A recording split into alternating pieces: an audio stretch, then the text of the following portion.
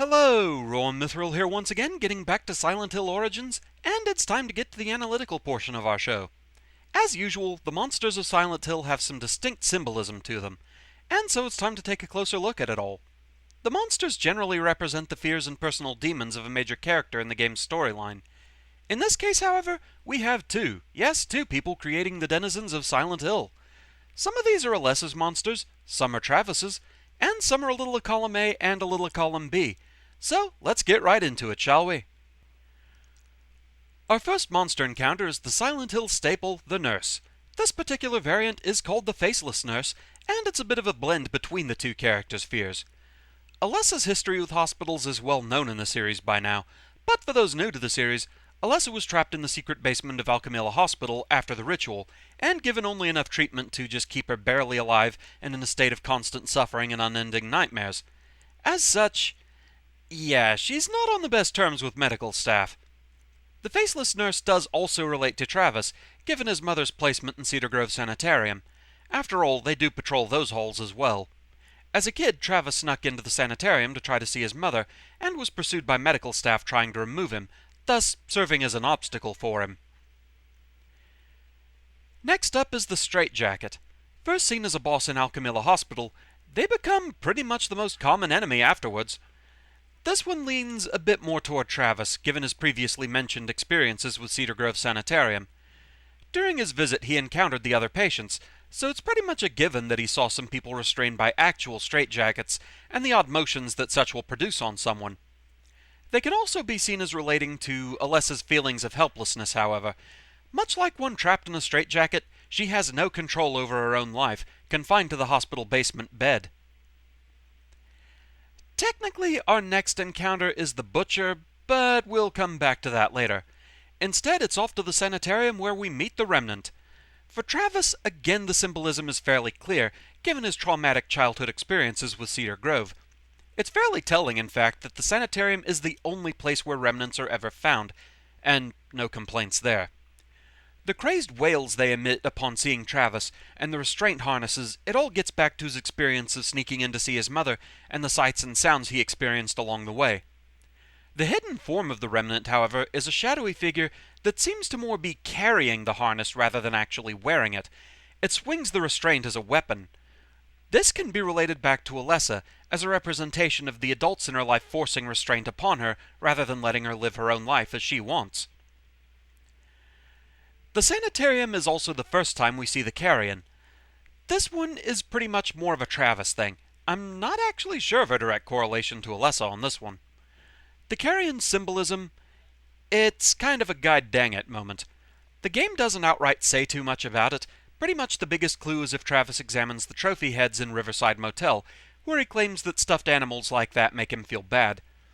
In story material outside of the game, it's stated that Travis does feel a level of guilt for running over animals on the highway with his truck.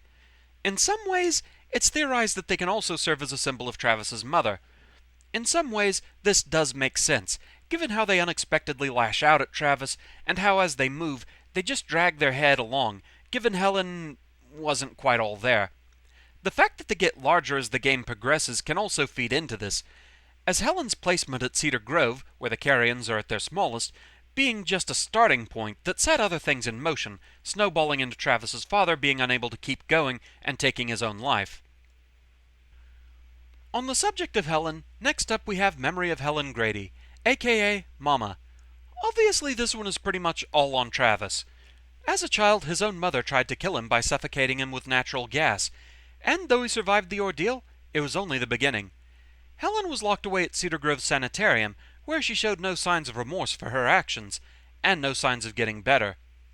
Due to this, her doctors told Travis's father that it would likely be for the best if he told him that she had passed away. Travis, however, ended up sneaking into the sanitarium to see her himself, an incident that left many mental scars on the young boy. Mama uses vicious blades upon getting close to Travis, as well as a poisonous gas cloud attack, both symbols of her desire to kill him. She is surrounded by various restraints, symbolizing her own imprisonment at the sanitarium, and possibly Travis's own perception of all the obstacles he had to go through to see her as a child. The main restraint she is in is what is known as a gibbet, which was once used to suspend convicted criminals, possibly another symbol of her attempted murder of her own son. With that, it's off to the theater, where we meet the Ariel. The Ariel has its origins in Shakespeare's play The Tempest, which figures largely into the Artaud Theatre, as that's the play Alessa saw when she went there to escape having to go to school. As it was in the play, the Ariel takes the form of a puppet. However, that is largely where the symbolism ends with Alessa. The way the puppet itself attacks Travis, however, shows some connections there. The Ariel attacks by trying to strangle Travis. The cutting off of breath could be seen as another reference to his mother trying to suffocate him, but it could also be seen as how his father took his own life by hanging himself. Next comes the Caliban. Another reference to the Tempest, this one's all Alessa. I'm not really sure of a Travis connection here right off. The Caliban comes from Alessa's fearful reaction to seeing Caliban in costume during the dress rehearsal of The Tempest. The person taking notes on the rehearsal even congratulated the costume designer for this fact. Her intense dislike of Caliban can further be seen in the fact that after Travis defeats the boss Caliban, Alessa actually kicks it herself. It's a bit ironic overall, considering I seem to recall there being a line in the play saying that Caliban, despite his monstrous appearance, was the most human being on the island. Way to be judgmental, Alessa. With that, we head to the motel and meet Two-Back, who has definitely declared subtlety as last year's thing. There's no hiding it, the Two-Back is all about sex.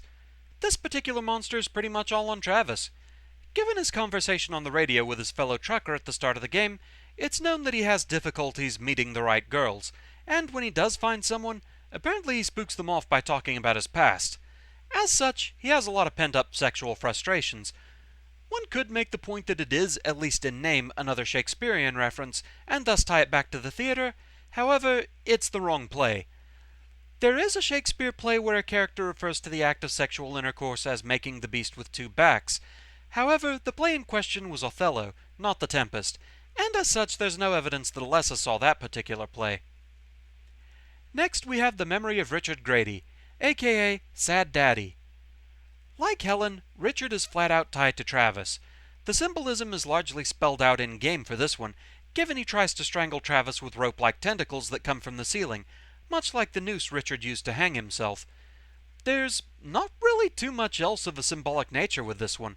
It's all about the strangling and the final straw that basically made Travis snap as a child and try to block all this in his memory. The final boss of the game is Alessa's dream. This one, as it says on the tin, is pretty flatly Alessa's beast. There are a few different theories as to what it means, however. Some believe it to be a representation of the Order's god, either the cult's belief of what it might look like, or Alessa's fear of what it'll turn out to be. Some believe it to actually be what Dahlia thinks of Alessa herself, as there are times that she is referred to Alessa as the demon. There are even some that claim it to be Travis's personal demon, but given the name, I think we can largely discount that theory. The one that seems to make the most sense to me is that it stems from what Dahlia told her about the Flauros, saying that it was a cage for a demon, and if the demon was confined it would focus her powers, but if it was let loose, we would all burn in the fires of hell. Well, Alessa herself was certainly burned badly, so by her perception, perhaps the demon was already loose. When Travis defeats it and captures it in the Flauros, Alessa comes into her full power, able to stop the Order, split Cheryl from herself, and set things up for Silent Hill 1. So finally, let's talk about the Butcher. At first glance, he is largely just a discount Pyramid Head, and to be fair, he kinda does feel that way. Perhaps a bit less about the naughty fun times and more about the stabby slashy kill you dead times, but so it goes. The Butcher, however, is a bit tricky to pin down. At its most basic level, it is somewhat an incarnation of the town itself. Records seem to indicate that there was a serial killer in the area known as the Butcher. Someone in the theater made mention of it, talking of that monster, the Butcher. It's likely he was using monster in a more figurative sense, though, as in someone with no morals or humanity, a monstrous killer. He also dates this occurrence as being near the same time Alessa showed up at the theater, pinning down a possible connection there at least, that perhaps Alessa knew of the killer herself, perhaps fearing him as she does most adults. The Butcher ending, however, would seem to hint at something a bit more sinister. In this ending, it's implied that Travis himself is the Butcher without even realizing it. Books within the Otherworld library at the theater speak of split personalities, which at first just seems like a reference to how fractured Alessa is. After all, there's the real Alessa, there's her astral projection, there's Cheryl, there's the incubator, there's Heather, there's memory of Alessa. She's kinda all over the place. However, it could also be a reference to Travis himself, being the trucker we know and love, but also being a serial killer with no memory of these events. This split personality is farther backed up by the Butcher's own appearance, the half-mask it notably wears. Of course, the tricky bit is, it's hard to pin down if Travis is truly the Butcher by canon. After all, the good ending makes no mention of it, and in a later game, Travis makes a cameo appearance, seemingly with nothing sinister about him or such. Of course, we could have just caught him on a good day there, but given how events play out, the good ending is seen as the canon one, so who can really say? And thus, we've covered the monsters of Silent Hill Origins. Next time, we'll talk about some of the characters in the game. Thank you very much for watching, I hope you're enjoying the series so far, and I shall see you again next time. Until then, fare thee well.